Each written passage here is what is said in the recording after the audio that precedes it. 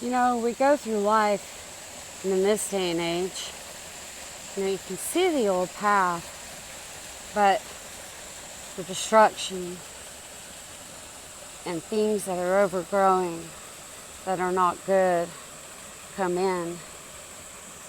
You know, you feel like you're in the wilderness. You feel like all hope is lost.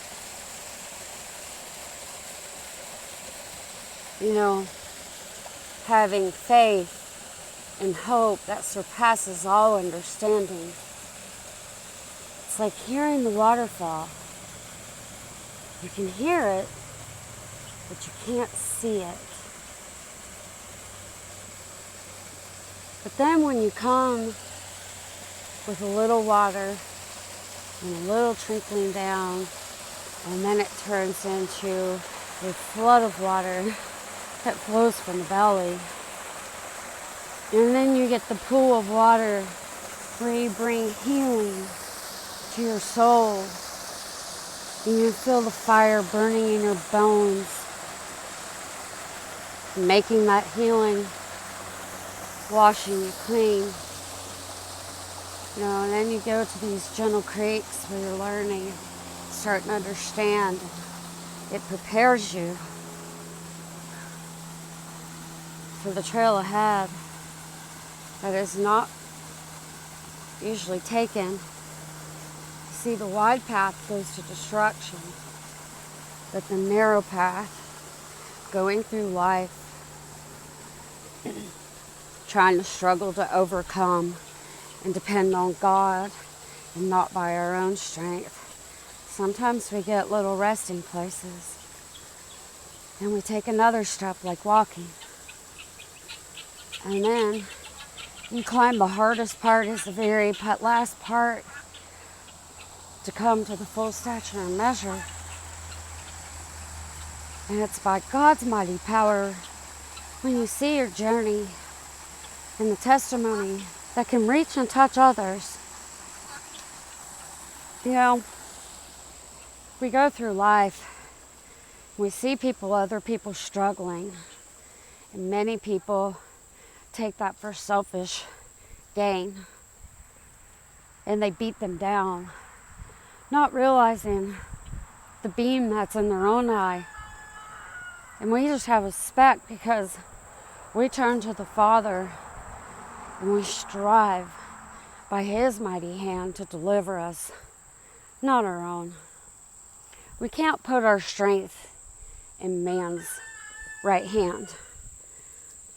Man fails every time, which is why God has to intercede, the Father. Well, when we go through these paths, and each time you open to a meadow, but then you want to avoid the pits, the downfalls, and avoid them by walking out His Word, studying His Word, having it on your heart. And then you come to new paths. You know, you go to the other side of the mountain, because mountains go up and down. It's a journey like a roller coaster. And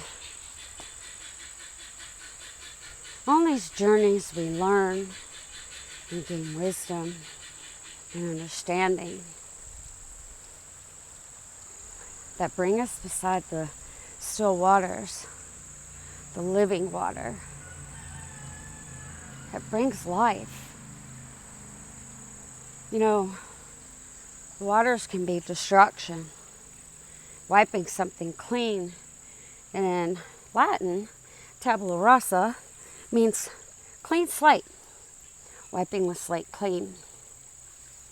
Well, when you wipe that slate clean, that's for God to do His work and build you back up.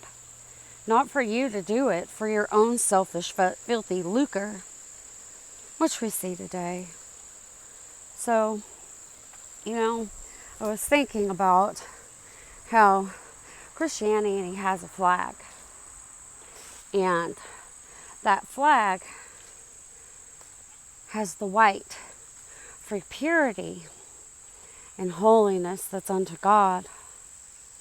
And on that flag, there's a cross, and it's red, the blood of the crossroads, not the image that's created.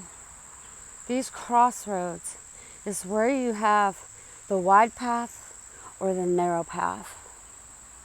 And that narrow path where the disciples walked away is self-sacrifice, putting others before yourself and not lifting up yourself above the others, because we're only as strong as our weakest link.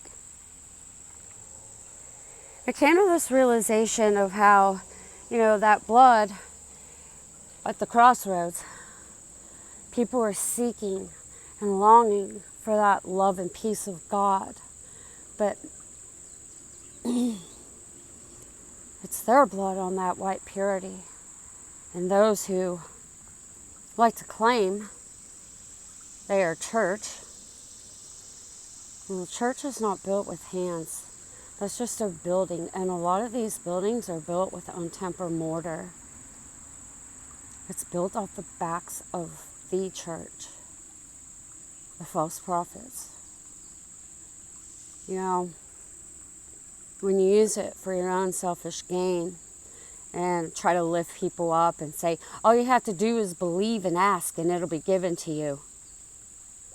What happened to the trials and the testing of faith? Because people that teach that are leading them to destruction. They're not going to be able to endure and persevere the testing of the faith. Jesus told Peter, I pray your faith doesn't fail you. Well, I can understand when they get the goodness, but the goodness, you have to persevere. Anything good takes work. You're justified. Your faith justifies you by your works, and your works justified by faith. The two are one, in heaven and in earth. Because one without the other is no good. But when you have the two together, you can have the love of God and be able to love your enemies. Some at a distance, it's really easy to be able to get to that point and do that. But when it's from your inner circle, I'm going to tell you, it's unfathomable how Jesus could have somebody right beside him so close betray him and could still feel that ultimate love of God when we fail.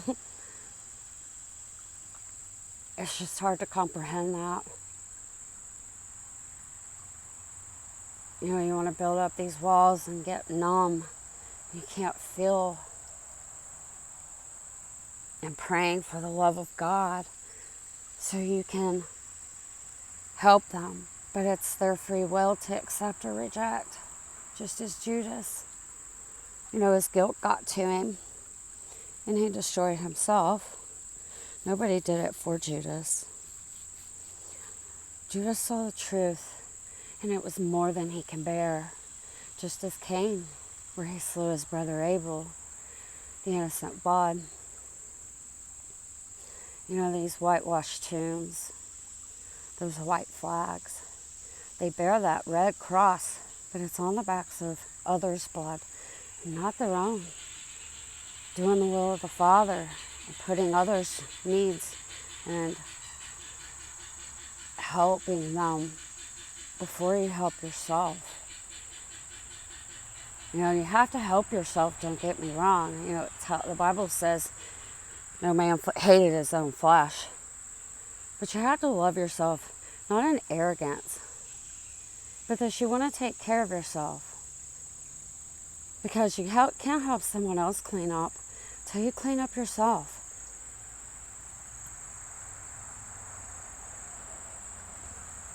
So, I believe Father is doing wondrous work.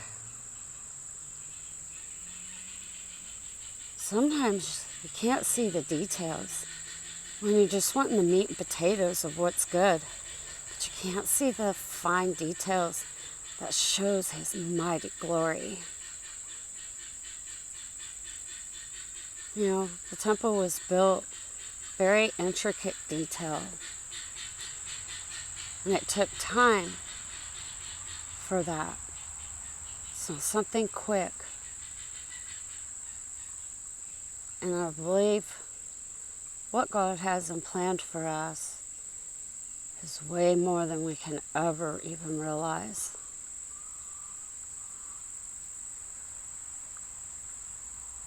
This day and age is a mark in history. It's going to be a new age, and the old age goes away. God's kingdom's being established. Sometimes you can see it, depending on if you have eyes to see, but others can't see it quite yet. But each in their own harvest.